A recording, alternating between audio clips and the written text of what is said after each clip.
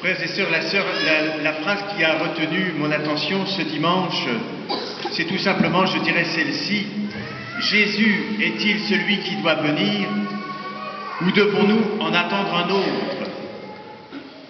C'est une question sérieuse, c'est une question qui est posée par l'Évangile lui-même.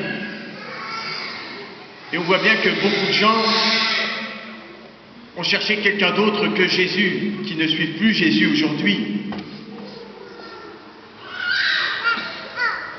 Vous voyez, en effet, les prophéties d'Isaïe annoncent la venue de Dieu. Voici votre Dieu, il vient lui-même et va vous sauver.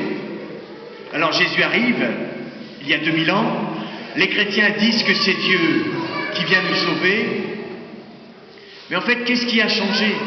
Qu'est-ce qui a changé? Je dirais que poser la question de cette manière-là, c'est un peu comme se tirer une balle dans le pied, quoi. Parce que rien n'a changé depuis 2000 ans. Et donc Jésus n'est pas Dieu qui vient nous sauver. Et donc les prophéties d'Isaïe ne sont pas encore réalisées. Et donc faut-il attendre quelqu'un d'autre que Jésus? Toutes les apparences semblent nous pousser à répondre oui. Et pourtant, la vérité, c'est que c'est non. Un exemple valant mieux qu'un long discours. Prenons Mère Teresa.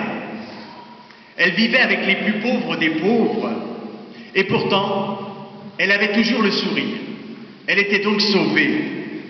En fait, elle avait accueilli Jésus au plus intime de son cœur. Et je dirais, d'une manière peut-être poétique à ma manière, c'est-à-dire assez maladroite, que Jésus y avait installé un réacteur nucléaire d'amour que la plus noire misère du monde n'a jamais pu éteindre. Mère Teresa, j'ose poser cette question, qui est à mon avis limite correcte. A-t-elle jamais attendu quelqu'un d'autre que Jésus? Eh bien la réponse c'est non.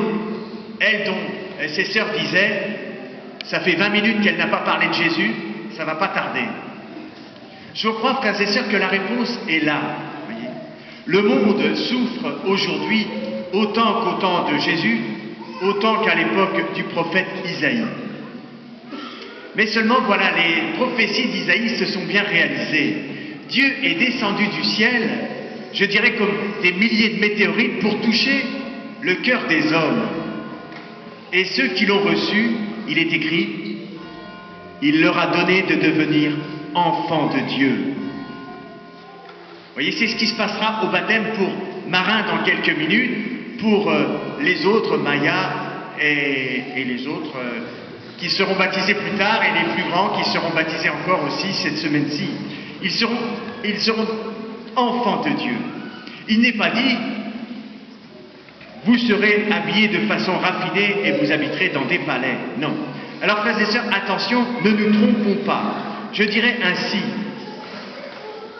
notre attention n'est pas de voir si Jésus est assez puissant pour changer le monde, mais notre attention doit se porter sur l'ouverture de notre cœur.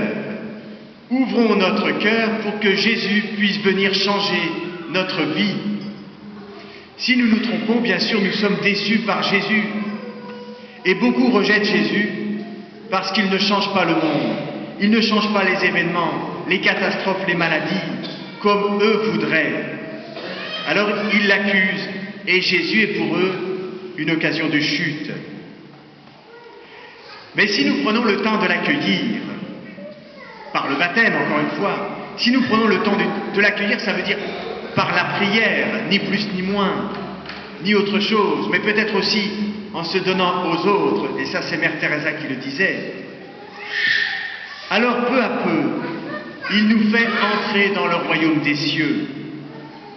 Et comme à Mère Teresa, comme à tous les grands saints, comme à tous les chrétiens qui le veulent, le Seigneur partage ta joie, partage ta vie, partage ton amour.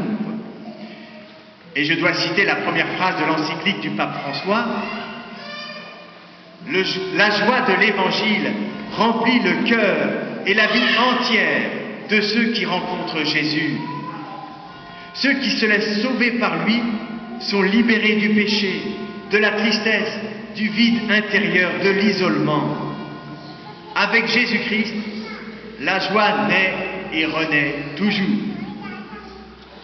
Alors j'ose dire, frères et sœurs, en conclusion, j'espère ne pas être trop béni, oui, que plus nous aurons Jésus dans le cœur, plus nous serons pleinement épanouis, plus notre humanité pourra s'étendre, plus nous pourrons aussi être réconfortés tout au long de notre vie, qui connaîtra encore des épreuves comme tout le monde.